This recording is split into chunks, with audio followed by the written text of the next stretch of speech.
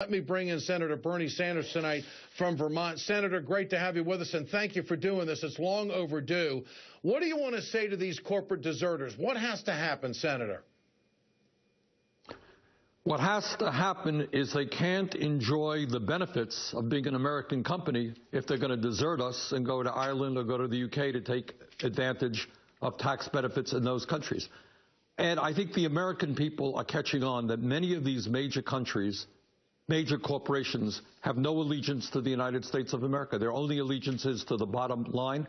And if they can move to China to save a few bucks and throw American workers out on the street, that's okay. If they can move to the UK or Switzerland to avoid paying taxes in the United States, that's okay. And what we have to say is, sorry, that really is not okay. Being a deserter, a corporate deserter, and betraying your own country is really not okay. So if you want to move abroad, number one, and you're making profits here in the United States, you're going to pay your fair share of taxes. You can't put your money in the Cayman Islands and pretend that doesn't exist, and we've got legislation to do that. But now in terms of the Authorization Act, what we're going to do is say, if you want to call Switzerland or the UK your home, guess what? You're not going to be bidding on defense contracts for the United States government. And I would generalize that to say you're not going to bid on contracts for any agency of the government. Walgreens, for example, who you mentioned, who wants to hook up with a Swiss company, they get billions of dollars every year from Medicare and Medicaid. You can't get money from Medicaid and Medicare if you want to be a Swiss company. And the other thing that I would say is that there are huge loopholes that these guys are already taking advantage. 1 out of 4 corporations, Ed, in America pays 0 in taxes, including GE, Verizon, and Boeing. So these guys are not being beaten up with horrendous tax rates. They're just trying to make an extra nickel at the expense of the American people.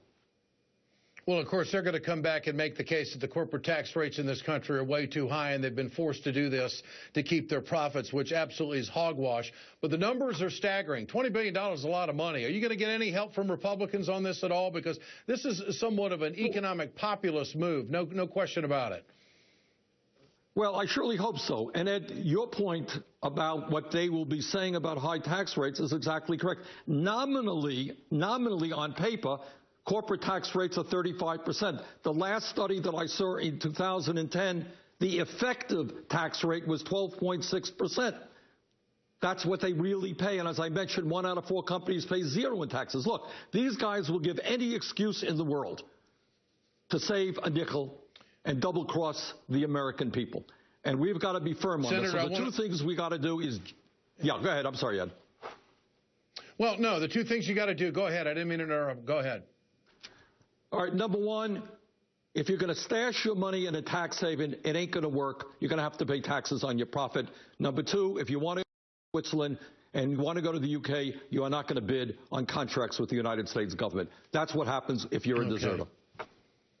All right, Senator, I want to switch subjects to the Veterans Affairs Committee, which you chair that committee.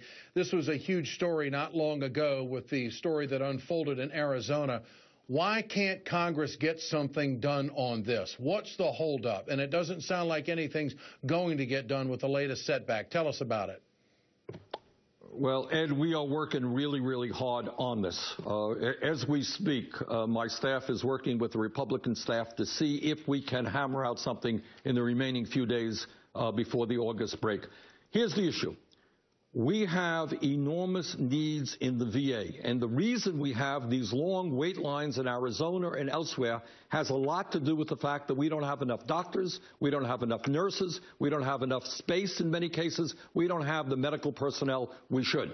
So what I am fighting for is to make sure that the VA has the resources that it needs to deal with the fact that in the last 5 years, some 2 million more veterans have come into the system, many of them with very serious problems like PTSD and TBI, plus the fact that we have an older population from World War II, Korea, and Vietnam who need a lot of help as well.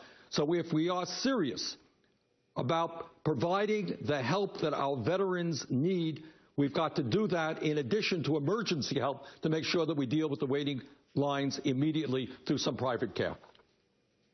And, of course, the story that we're seeing now, 116 Democrats have signed on an appeal to stay in session until something gets done. You know, we can't get anything done on immigration, nothing on minimum wage, and even with our veterans who have served this country, it can't move the Congress closer together to get something done. I mean, Senator, what does that say to the state of our government? Well, it says that we're that's what it says. People have put their lives on the line to defend this country, and many of them have come back hurt physically or mentally. And we have an absolute moral obligation to say, number one, this is a cost of war.